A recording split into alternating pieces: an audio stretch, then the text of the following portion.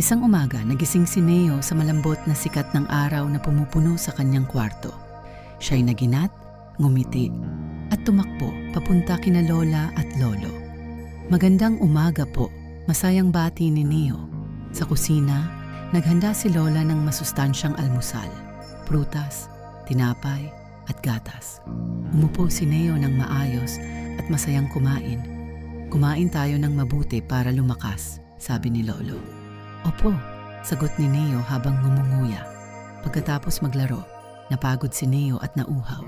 Kinuha niya ang kanyang bote at uminom ng tubig. Ang sarap ng tubig, sabi niya na may ngiti. Tama iyan, sabi ni Lola. Mahalaga ang pag-inom ng tubig. Maya-maya, humiga si Neo sa sofa. Kailangan ding magpahinga ang katawan, dagdag ni Lolo habang tinatakpan si Neo ng kumot. Sa hapon, sabay-sabay silang nagbasa ng libro at nagkwentuhan. Natutunan ni Neo na ang pag-aalaga sa katawan ay simpleng gawain araw-araw.